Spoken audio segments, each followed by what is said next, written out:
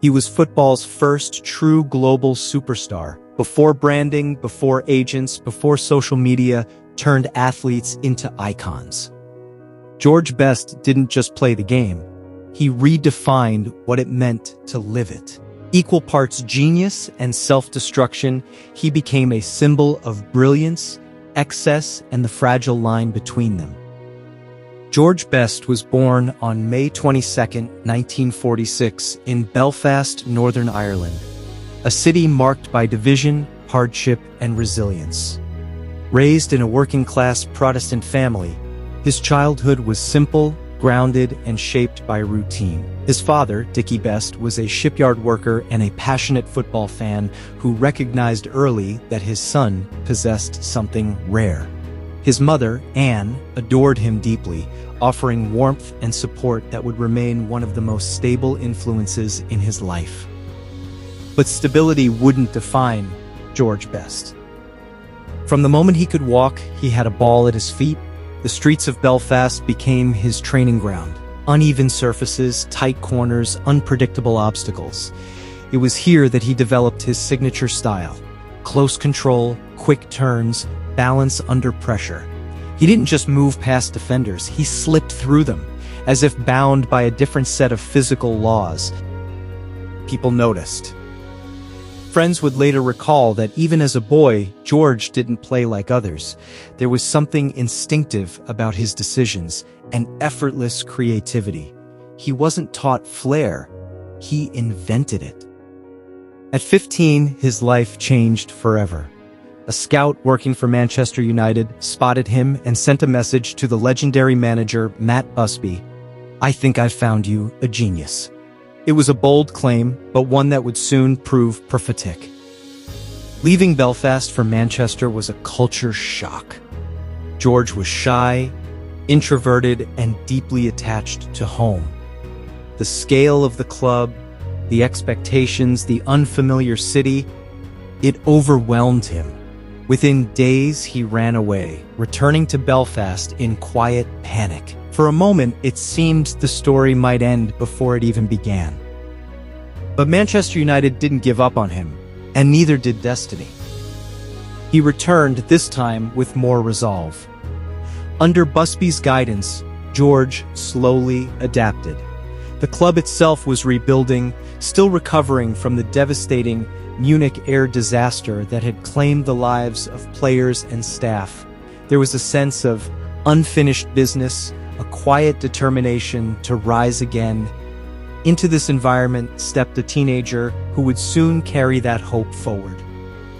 George made his first team debut at 17. By 19, he was one of the most exciting players in Europe. He played with a kind of fearless imagination. Defenders didn't intimidate him, they challenged him.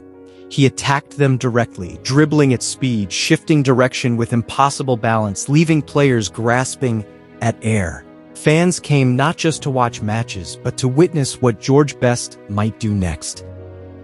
Then came 1966, the night that changed everything. In a European Cup match against Benfica in Lisbon, George delivered a performance that stunned the football world. He scored twice, dismantling one of Europe's strongest teams almost single-handedly. The Portuguese press gave him a nickname that would follow him forever: El Beetle. It wasn't just about football anymore, it was about image, culture, and charisma. He looked like a pop star, lived like one, and played like something entirely different. By the late 1960s, George Best had become more than an athlete. He was a global celebrity. He owned nightclubs, he appeared in magazines, he dated models and actresses, crowds followed him everywhere. In an era before constant media exposure, his fame was unprecedented. He blurred the line between sport and entertainment, becoming football's first true crossover icon.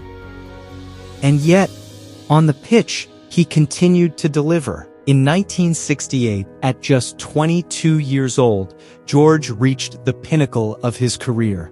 In the European Cup final against Benfica, he scored a crucial goal, leading Manchester United to a historic victory. That same year, he was awarded the Ballon d'Or officially recognized as the best player in Europe. He had everything: talent, fame, money, admiration, and it still wasn't enough. Behind the glamour, cracks were beginning to form. The attention, the pressure, the lifestyle, it all became overwhelming. George turned to alcohol, initially as an escape, then as a habit, and eventually as a dependency. Nights out became longer, training sessions became harder to attend, discipline slipped. He once said, "I stopped drinking, but only while I was asleep." It was a joke, but also a warning. Throughout the early 1970s, his performances became inconsistent. Moments of brilliance still appeared, flashes of the genius that had defined him, but they were increasingly rare. Managers struggled to control him. Teammates grew frustrated. The relationship between George and Manchester United began to fracture. By 1974, it was over. At just 27 years old, George Best left Manchester United, the club where he had become a legend. It marked the end of an era, not just for the club, but for football itself. The game was losing its brightest star long before his time. What followed was a nomadic existence. George moved between clubs across the world, the United States, Scotland, Australia, and beyond. Everywhere he went, crowds gathered. They came hoping to see magic, to relive the moments that had once defined him. Sometimes he delivered. But more often, the reality was painful.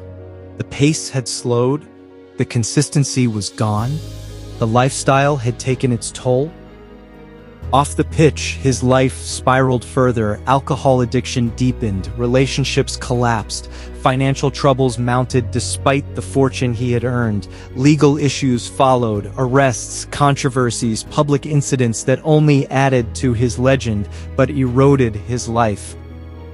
And yet, through it all, George remained strangely beloved. Perhaps it was his honesty. He never hid from his flaws.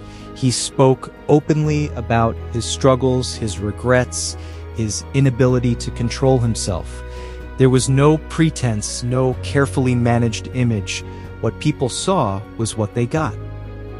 In the 1990s, the consequences became unavoidable.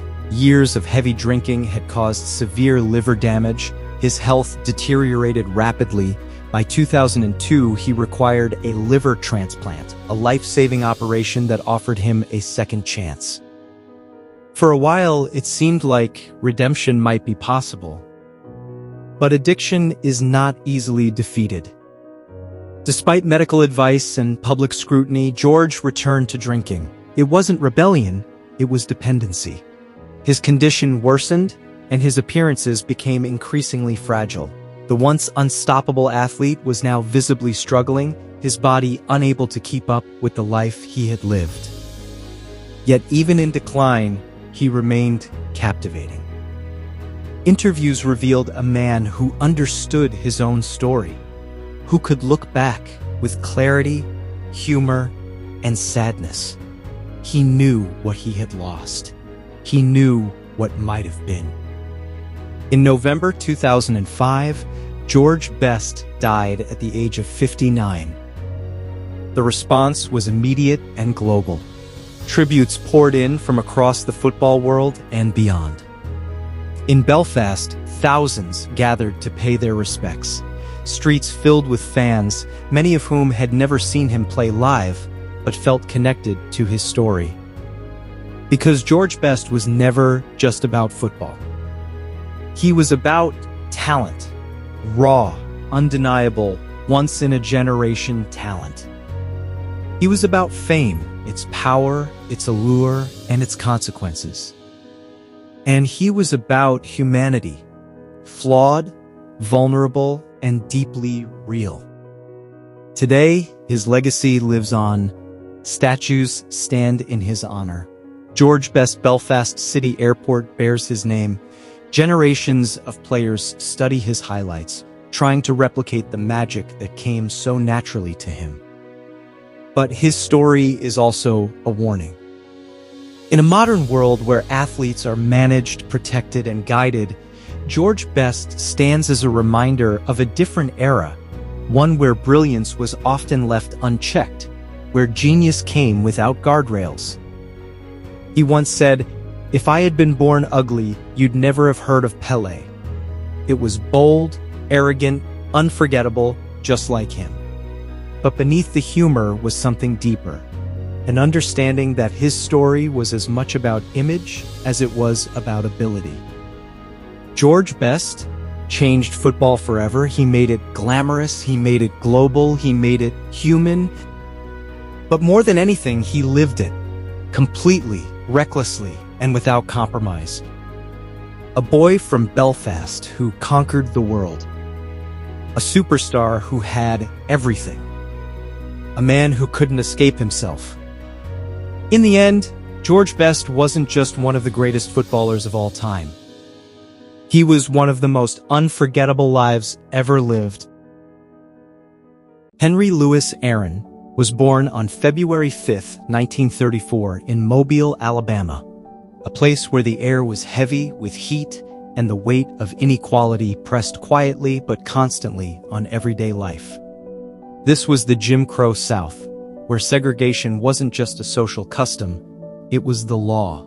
For black families like the Aarons, life required resilience from the very beginning.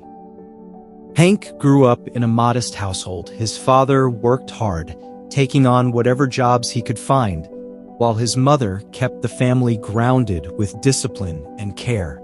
There was little money and even fewer luxuries, but what the family lacked in material wealth, they made up for in strength of character. From an early age, Hank understood that nothing would come easily. Yet within that environment, there was also imagination. There were moments of play, of escape, and for Hank, that escape came in the form of baseball. He didn't have proper equipment, no polished bats, no manicured fields. Instead, there were bottle caps, sticks, and open patches of dirt. But those limitations became part of his development. They forced him to adapt, to sharpen his coordination, to focus intensely on every swing.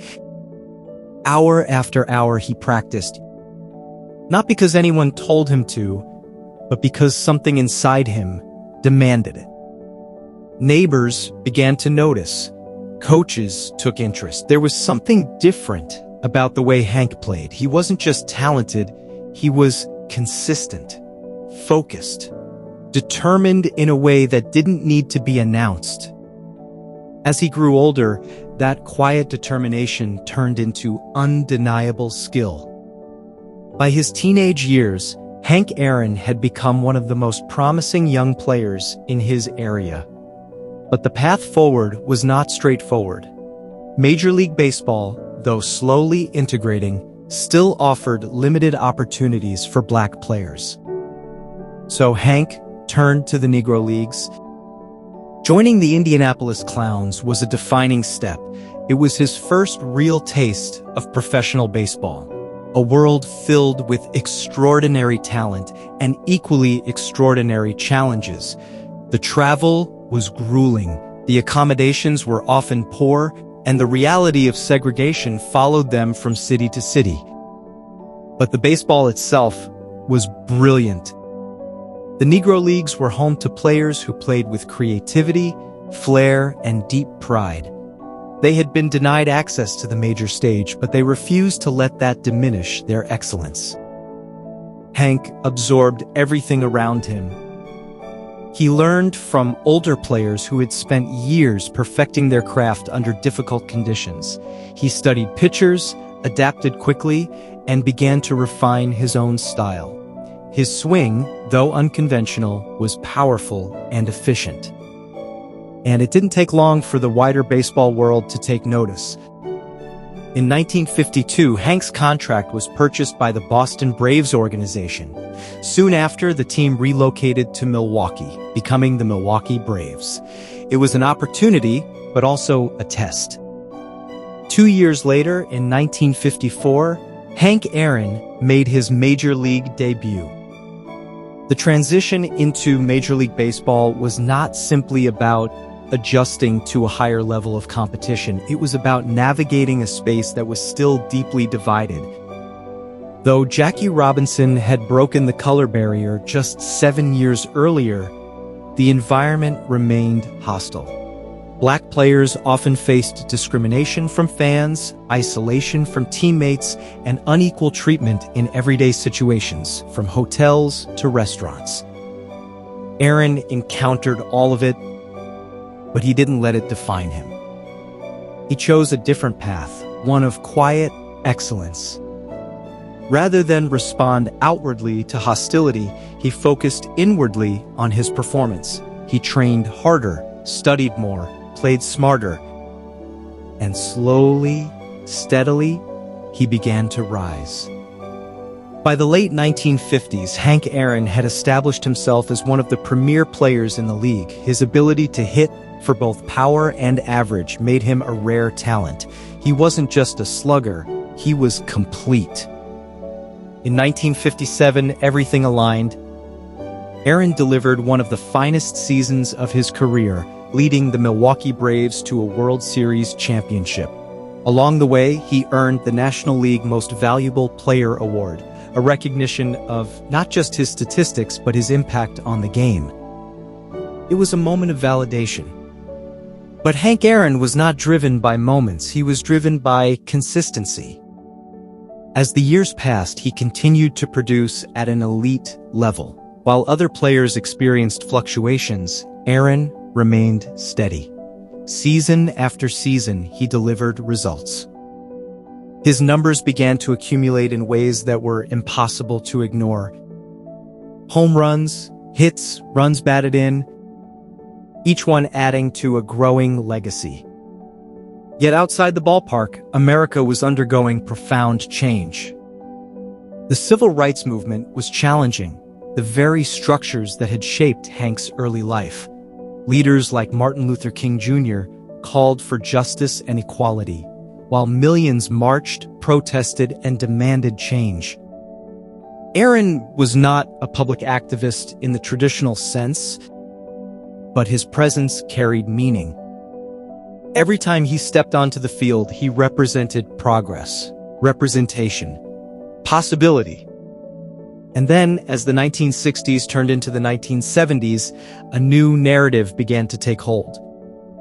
Hank Aaron was approaching history. The all-time home run record, 714, had long been held by Babe Ruth, one of the most iconic figures in sports history. For decades, the record had seemed untouchable. But Aaron kept getting closer. At first, it was a distant conversation, then a possibility, and eventually, an inevitability. With each home run, the attention grew. Fans filled stadiums to witness the chase. Media coverage intensified. Every swing became a moment of anticipation. But alongside that excitement came something darker. As Aaron approached Ruth's record, he began receiving hate mail. Thousands of letters filled with threats and racial hostility. Some people could not accept the idea of a black man surpassing one of the game's most celebrated figures. The pressure was immense. Aaron required security protection. His family was affected. The weight of the moment extended far beyond baseball. And yet, he continued. Game after game, he showed up, focused, composed, determined. He understood that what he was doing mattered, not just for himself, but for countless others who saw in him a reflection of their own struggles and hopes. Then came April 8th, 1974, Atlanta, Georgia. A packed stadium, a national audience. Hank Aaron stepped to the plate. The tension was undeniable. Every pitch carried the weight of history. And then, it happened. A clean swing, solid contact, The ball soared over the left field wall. Home run number 715. In that moment, Hank Aaron surpassed Babe Ruth. The stadium erupted. Fans rose to their feet. Two young men ran onto the field, briefly joining Aaron as he rounded the bases, a spontaneous celebration that became one of the most iconic images in sports history. But for Aaron, the moment was complex. There was joy, relief, accomplishment, but also reflection. Because the journey to that moment had not been easy. It had required not just skill, but strength. Not just talent, but endurance. Aaron would go on to finish his career with 755 home runs, a record that would stand for more than 3 decades.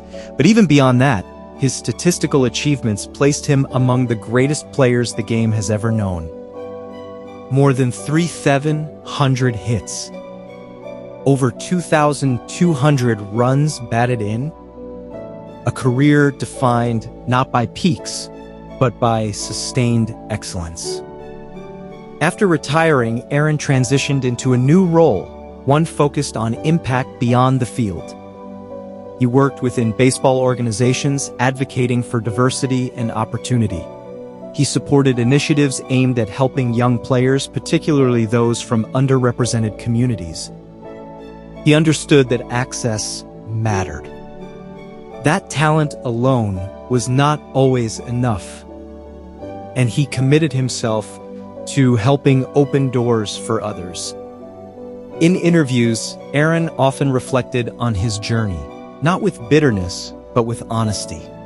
He spoke about the challenges he faced, the progress that had been made, and the work that still remained. He became not just a symbol of achievement, but a voice of perspective. On January 22, 2021, Hank Aaron passed away at the age of 86. The response was immediate and widespread. Tributes came from across the world, athletes, leaders, fans, all recognizing the significance of his life and legacy. But perhaps the most powerful tribute lies not in words, but in impact. Because Hank Aaron's story continues. In every young athlete who steps onto a field believing that greatness is possible. In every barrier that is challenged and eventually broken. In every quiet act of perseverance that goes unseen but not unfelt. Hank Aaron did not seek to change the world. He simply pursued excellence with discipline, humility, and unwavering focus. And in doing so, he changed it anyway. His journey reminds us that history is not always made by the loudest voices. Sometimes it is shaped by those who move steadily forward, refusing to stop, even when the path is difficult. Hank Aaron chased a record, but what he truly achieved was far greater. He expanded the horizon. And in that expanded space, generations continue to dream, to strive, and to believe. Arnold Daniel Palmer was born on September 10, 1929, in the quiet working-class town of Latrobe. Long before the world would know his name, before the trophies and the roaring crowds, he was simply the son of a greenskeeper, growing up in a place where discipline, routine, and hard work were part of daily life. His father, Milfred Deacon Palmer, worked at Latrobe Country Club, and it was there that Arnold's story began, not as a privileged player, but as a boy learning the game from the soil up. He watched, listened, and absorbed everything. He learned how the grass responded to weather, how the course could change from morning to evening, and how precision and patience were just as important as strength. His father demanded discipline. There was no tolerance for arrogance, no room for excuses. If Arnold showed frustration or disrespect, he was corrected immediately. These early lessons shaped him in ways that would define his entire career. Golf, for Arnold was never just a sport. It was a reflection of character. As he grew older, his natural talent became undeniable. He earned a scholarship to Wake Forest University, a major step forward for a young man from a small town. It seemed like his path was clear. But life, as it often does, had other plans. The sudden death of his close friend Bud Worsham in a car accident shook him deeply. The loss left him disoriented, questioning everything, including his future in golf. Overwhelmed by grief, he left college and enlisted in the United States Coast Guard. During his time in the Coast Guard, Palmer found himself returning to golf, not as a pursuit of ambition, but as a source of stability. Whenever he had the chance, he played. The game became his anchor, something steady in a world that had suddenly felt uncertain. In those moments on the course, he began to rediscover himself. The fire hadn't gone out, it had simply changed. It burned with more purpose now, less about proving something and more about becoming something. After completing his military service, Palmer returned home and made a decision that would change his life. In 1954, he won the U.S. Amateur Championship, one of the most prestigious titles in amateur golf. That victory gave him the confidence to turn professional. But stepping into the professional world wasn't glamorous. It was difficult, uncertain, and financially challenging. He wasn't an overnight success. He struggled, doubted himself, and faced the reality that talent alone wasn't enough. What set Arnold Palmer apart wasn't perfection, it was courage. He played the game aggressively, taking risks that others avoided. Where many golfers played it safe, Palmer attacked. He chased impossible shots, went for difficult angles, and embraced the unpredictability of the game. It made him exciting to watch, it made him human. Fans began to notice. Then came 1958, the year everything changed. Palmer won the Masters tournament, and with that victory, he didn't just claim a title. He captured the imagination of the public. He wasn't polished in the traditional sense. He was emotional, expressive, and authentic. When he celebrated, it felt real. When he struggled, it showed. People connected with him because they saw themselves in him. His popularity exploded. Fans began following him everywhere, forming what would become famously known as Arnie's Army. It wasn't just a fan base, it was a movement. For the first time, golf felt alive, energetic, and accessible. Palmer transformed the sport from a quiet, reserved pastime into something dramatic and widely followed. He didn't just play golf, he made people feel it. Throughout the late 1950s and early 1960s, Palmer dominated the sport. He won multiple major championships and became one of the most recognizable athletes in the world. His participation in events like the Open Championship helped elevate golf on a global scale. He inspired players across continents and helped bridge the gap between American and international golf. But his legacy was never just about winning.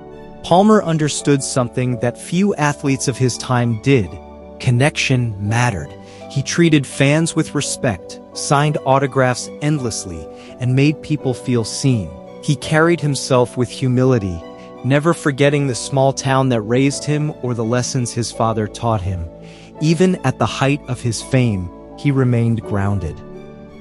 Off the course, Palmer became a pioneer. He built business ventures, designed golf courses, and became one of the first athletes to truly establish a personal brand. His influence extended beyond sports into culture. His name became synonymous with excellence, approachability, and integrity. Even people who had never watched a round of golf knew who Arnold Palmer was. As the years passed, his competitive dominance eventually faded, as it does for every athlete. But his presence never diminished. He remained a central figure in the sport, a mentor, a symbol, and a reminder of what golf could be at its best. He represented a bridge between generations, carrying the traditions of the past while shaping the future. Arnold Palmer passed away on September 25, 2016, but his impact did not fade with him. His legacy lives on in every player who takes a bold shot, in every fan who feels the thrill of the game, and in every moment where passion outweighs fear. He changed how golf was played, how it was watched, and how it was felt. His story is not just about talent or success, it is about resilience in the face of loss, courage in moments of doubt, and staying true to your roots no matter how far you rise. Arnold Palmer didn't just become a legend, he redefined what a legend could be. The story of Danica Patrick begins not on a racetrack filled with roaring engines, but in a quiet, Midwestern town, Beloit, Wisconsin, where a young girl first discovered the thrill of speed. Born on March 25, 1982, Danica grew up in a working-class family that believed in discipline, independence, and chasing opportunity. Her parents, Bev and Terry Patrick, were deeply supportive, but they didn't hand her success. They created the conditions for her to fight for it. From an early age, Danica wasn't drawn to traditional paths. While other kids found comfort in routine, she found excitement in motion. At just 10 years old, she climbed into a go-kart for the first time. What started as curiosity quickly became obsession. The track became her classroom, the engine her teacher, and almost immediately it was clear she wasn't just participating, she was competing. Karting was intense, demanding, and often dominated by boys. But Danica didn't see barriers. She saw challenges. She raced aggressively, fearlessly, refusing to be intimidated. Weekends were spent traveling, racing, learning. Wins came, but so did setbacks. Every loss sharpened her focus. Every victory fueled her belief. By her mid-teens, it became clear that if she wanted to reach the highest levels of motorsport, she would need to leave home. At just 16 years old, Danica made a bold decision. She moved to England alone. It was a leap into the unknown. No family nearby, no guarantees, just a dream. In England, she competed in highly competitive junior racing circuits, including Formula Ford. The environment was unforgiving. The drivers were skilled, the pressure relentless, and for a young American woman trying to prove herself in a male-dominated European racing culture, the challenge was even greater. There were moments of doubt, times when results didn't come, when funding was uncertain, when the dream felt fragile. But resilience defined her. Danica returned to the United States with something more valuable than trophies: experience, toughness, and a deeper understanding of what it would take to succeed. She began climbing the American open-wheel racing ladder, eventually earning a spot in the IndyCar series. In 2005, everything changed. Driving for Rahal Letterman Racing, Danica Patrick entered the Indianapolis 500 as a rookie. The Indianapolis 500 isn't just a race. It's a test of endurance, precision, and mental strength. Few rookies make an impact. Danica didn't just make an impact, she made history. Leading laps and finishing fourth, she achieved the highest finish ever by a woman in the race at the time. But more than the placement, it was the moment. The image of her car at the front of the pack, the realization that something was changing. She wasn't just competing, she was redefining expectations. Fame followed quickly.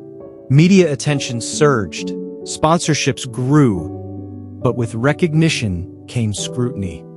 Every move, every race, every decision was analyzed. For Danica, the challenge wasn't just racing anymore. It was navigating visibility in a sport that wasn't used to someone like her. In 2008, she reached another milestone. At the Indy Japan 300, Danica Patrick became the first woman to win a race in the IndyCar Series. It was a historic victory, not symbolic, but real. Earned through strategy, precision, and skill. It silenced doubters and solidified her place in racing history. But Danica wasn't finished. She set her sights on a new challenge: stock car racing. Transitioning to NASCAR was no small feat. The cars were different, the style of racing was different, the competition was fierce. Many questioned whether she could succeed in yet another discipline. In 2013, she answered, "At the Daytona 500, one of NASCAR's most iconic races, Danica Patrick became the first woman to win the pole position, earning the fastest qualifying time." It was another groundbreaking moment. Another barrier broken. Another reminder that she wasn't there to participate, she was there to compete. Her NASCAR career was marked by perseverance. There were challenges, finishes that didn't meet expectations, criticism from skeptics, but Danica remained consistent in her effort. She showed up, she pushed forward, she refused to be defined by limitations others tried to place on her. Beyond racing, Danica Patrick became a cultural icon. She appeared in national advertising campaigns, including high-profile Super Bowl commercials. She built a brand that extended into fitness, business, and media. She authored books, launched her own wine label, and became a voice for discipline, health, and self-belief. But beneath the public image was a deeper story, one of independence, risk, and constant reinvention. In 2018, Danica stepped away from full-time racing, closing the chapter on a groundbreaking career.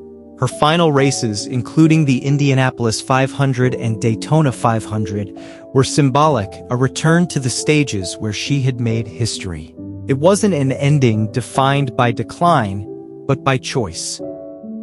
Looking back, her legacy is not just measured in wins or records, it's measured in doors opened, in perceptions changed, in the young girls who now see racing not as an impossible dream, but as a path. Danica Patrick didn't just race cars. She challenged a system. She stepped into arenas where she wasn't expected to belong and proved that she did. Her story is one of courage. The courage to leave home, to face doubt, to stand alone on the starting line and believe you deserve to be there. She wasn't just fast. She was fearless. And in a sport defined by speed, Danica Patrick changed the direction of the race itself.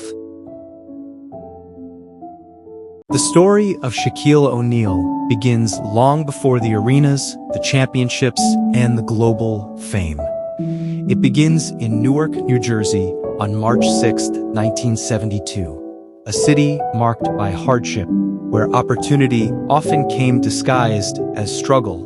Born to Lucille O'Neal, Shaquille entered a world that demanded resilience from the very start. His biological father, battling addiction and legal troubles, was absent for most of his life. That absence could have defined him. Instead, it created space for another man to step in. Philip Harrison, a U.S. Army sergeant whose discipline, structure, and unyielding expectations would shape the boy into something extraordinary. Harrison was firm, sometimes intimidating, but always intentional. In a household where excuses weren't tolerated, Shaquille learned early that potential meant nothing without effort. The military lifestyle meant constant movement. Germany, Texas, and other stops along the way, forcing young Shaquille to adapt quickly to find confidence in unfamiliar environments. But even among strangers, one thing always set him apart: his size. By his early teens, he was already towering over adults, his presence impossible to ignore. At first, that size was a burden. It drew attention he didn't always want, but gradually it became a tool, a gateway into basketball, where his physical gifts began to align with purpose. At Robert G. Cole High School in San Antonio, Texas, Shaquille didn't just improve, he dominated. His team went 68-1 over 2 seasons and captured a state championship. Backboards trembled when he dunked, opponents struggled to keep up, and for the first time it became clear this wasn't just talent, this was destiny. That destiny carried him to Louisiana State University, where he would transform from a promising giant into a national phenomenon. Under the guidance of Coach Dale Brown, Shaquille refined his game. He became more than just a powerful presence, he became a strategic force. He learned footwork, positioning, timing, but even as he developed, technically, it was his sheer physical dominance that captivated audiences. He shattered backboards, led the nation in rebounding, and collected accolades including 2 SEC Player of the Year awards. Fans didn't just watch him, they came to witness him. By 1992, the next step was inevitable. The Orlando Magic selected Shaquille O'Neal as the first overall pick in the NBA draft. It was more than a career milestone, it was the beginning of a transformation for the league itself. From his very first game, Shaq changed the atmosphere. He didn't adjust to the NBA adjusted to him. His rookie season was explosive. Powerful dunks, emphatic blocks, and a level of physicality that defenders simply weren't prepared for. He won Rookie of the Year and instantly turned the Orlando Magic into a team worth watching. But beyond the statistics, there was something else: charisma. Shaq smiled, joked, entertained. He was as magnetic off the court as he was dominant on it. By 1995, just 3 years into his career, he led Orlando to the NBA Finals. It was a stunning rise. But with success came pressure, and decisions that would define his future. In 1996, Shaquille O'Neal left Orlando to join the Los Angeles Lakers. It was a move that placed him at the center of basketball's biggest stage. Los Angeles wasn't just a city, it was a spotlight. And Shaq embraced it. There, he was paired with a young, fiercely driven guard, Kobe Bryant. Their partnership would become one of the most iconic and complex in sports history. At first, it was a clash of styles. Shaq was dominant, playful, larger than life. Kobe was intense, obsessive, relentlessly focused, but under the leadership of Coach Phil Jackson, those differences began to align. What followed was one of the greatest runs in NBA history. From 2000 to 2002, the Lakers won 3 consecutive championships. At the center of it all was Shaquille O'Neal, playing at a level that defied logic. He was unstoppable in the paint. Defenders fouled him intentionally. Double teams collapsed around him. Entire defensive schemes were designed just to slow him down. And still, he dominated. In the 2000 finals, he averaged 38 points and 16 rebounds, one of the most dominant performances the game has ever seen. He earned 3 straight finals MVP awards, cementing his place among the all-time greats. But dominance doesn't erase tension. Behind the scenes, the relationship between Shaq and Kobe began to deteriorate. Questions of leadership, work ethic, and control created friction. The dynasty, as powerful as it was fragile. In 2004, after a finals loss, the Lakers made a decision. Shaquille O'Neal was traded to the Miami Heat. For many athletes, such a move would signal decline. For Shaq, it became reinvention. In Miami, he took on a different role. He was still dominant, but no longer the sole focal point. That role belonged to rising star Dwyane Wade. Instead of resisting, Shaq adapted. He became a mentor, a leader, a presence that elevated the team. In 2006, the Miami Heat won their first NBA championship, giving Shaquille O'Neal his 4th ring. It was a victory that spoke not just of talent, but of growth, the ability to evolve, to share, to lead in new ways. As the years progressed, Shaq's journey took him through the Phoenix Suns, Cleveland Cavaliers, and Boston Celtics. His role diminished, his minutes decreased, but his influence remained. Younger players looked to him for guidance, fans still filled arenas to watch him. And through it all, he maintained the personality that made him unique, humorous, approachable, endlessly entertaining. Yet basketball was only one part of his story.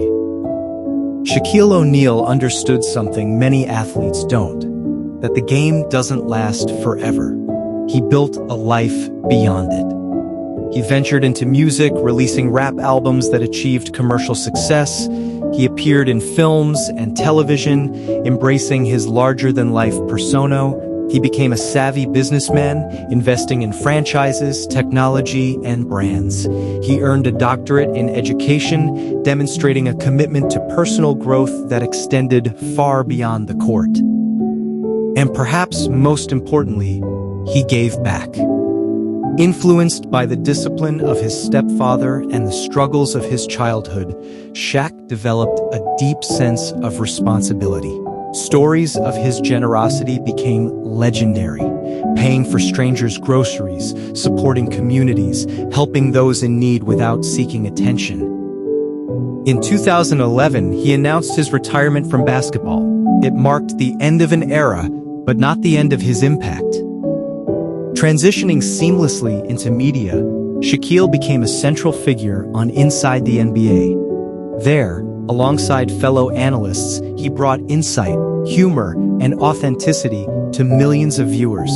His laughter, his honesty, his larger-than-life personality, all of it translated effortlessly to a new stage. In 2016, he was inducted into the Naismith Memorial Basketball Hall of Fame.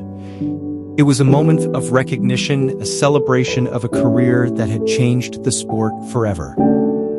But even that honor doesn't fully capture his legacy. Because Shaquille O'Neal was never just about statistics or championships. He was about presence, about impact, about the way he made people feel, whether it was awe at his dominance, laughter at his humor, or respect for his journey. He was a child who grew up without a father, yet found guidance in discipline. A teenager who felt out of place, yet turned difference into power. An athlete who dominated a sport, yet refused to be defined by it. His story is one of transformation, of taking every challenge, every expectation, every opportunity, and turning it into something greater. Shaquille O'Neal didn't just become a legend of basketball. He became a symbol of what it means to evolve, to adapt, and to build a legacy that extends far beyond the game. And in the echoes of every dunk, every laugh, every act of generosity, his story continues.